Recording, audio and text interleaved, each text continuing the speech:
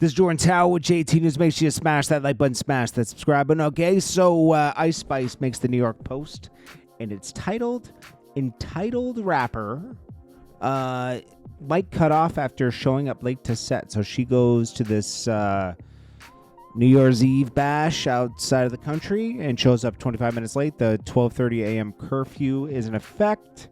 They cut her mic off, and then she has, she raises issues. It's like, listen, man, you're getting paid a lot of money to perform New Year's night. Perform on time. You're not.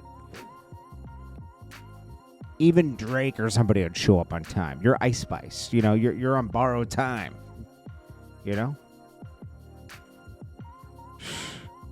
Anyways, Young Noble of the Outlaws.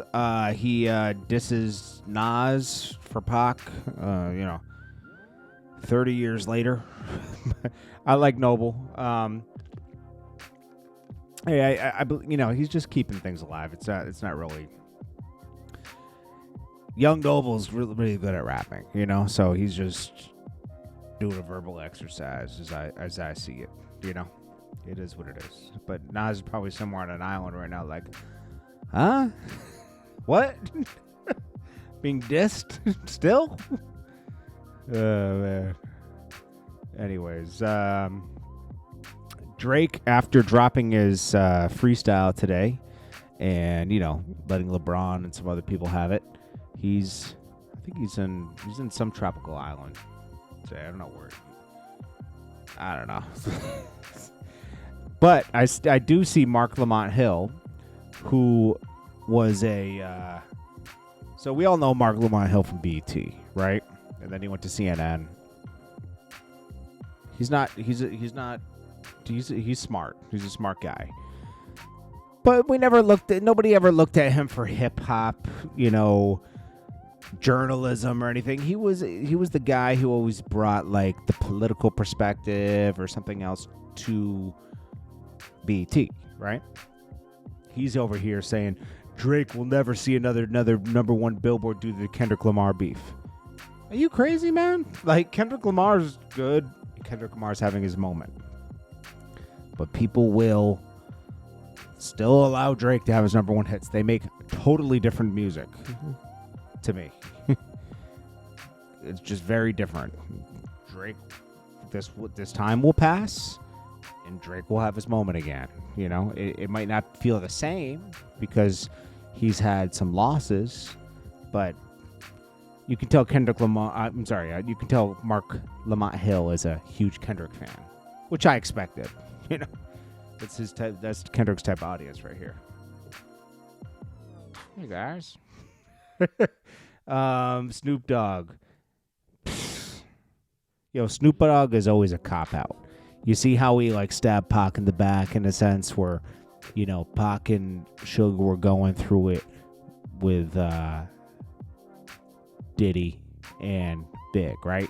So when they went to New York, Snoop Dogg decides to go on the radio and say that he really loves Diddy and Big, and then gets on the same jet with Pac and Suge afterwards, not even letting him know he was going to do that. Snoop Dogg always moves on his own accord and doesn't care about loyalty or anything else. So he had reposted Drake's AI Snoop Dogg song and says, "Oh no, I did a collaborative post and I posted it by accident. I called Kendrick Lamar right away, like, sorry, big dog, da-da-da-da-da.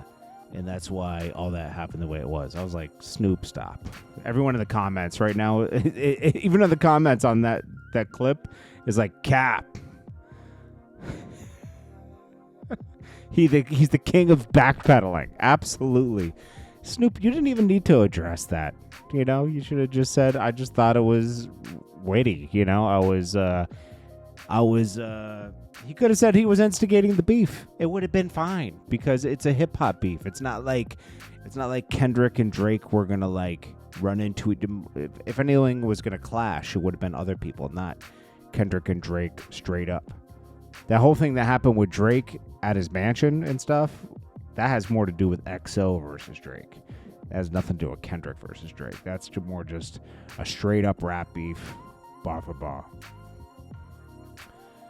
It looks like Boosie's next role will be being 21 Savage. He's trying to get into acting.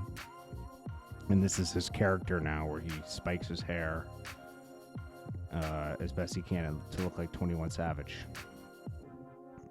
I don't know what's going on with Boosie, man. Then we got Young Thug. We already talked about this earlier. Gunna's lawyer doesn't speak for Gunna, but also just made the point that like Gunna definitely did not cooperate, and Young Thug trying to paint this narrative that he's a snitch and a rat isn't going to go too far because there's no evidence, and that never happened. It didn't. Young Thug pleaded guilty to his charges, and nothing Gunna did hurt Young Thug's case at all. So, if you think you're better than a lawyer analyzing something, hey, you should you should be doing a lot more with your knowledge. Lil Baby is, his album's gonna do numbers this week. That's undeniable. It's not trash, It's just the same old stuff. It's nothing. There's nothing really exciting on it except for the Young Thug Future song. That's all I got to say about that. Hopefully the deluxe or the next album that he has, what's it called? He has one coming after this that we'll see. This is a Little Yachty's artist, Caribou, that went against him and everything. Trash. Elliot Wilson had a lot to say about Cameron and other people getting into the space, and everyone's trying to shame him. But what is hip hop getting woke where he can't speak his mind? You should be happy he spoke his mind. He let you know how he feels. You can disagree with him, but that's how he felt. I disagree with him. I think Cameron. I commend Cameron and Mace for doing something different than everybody else is doing. They got into sports.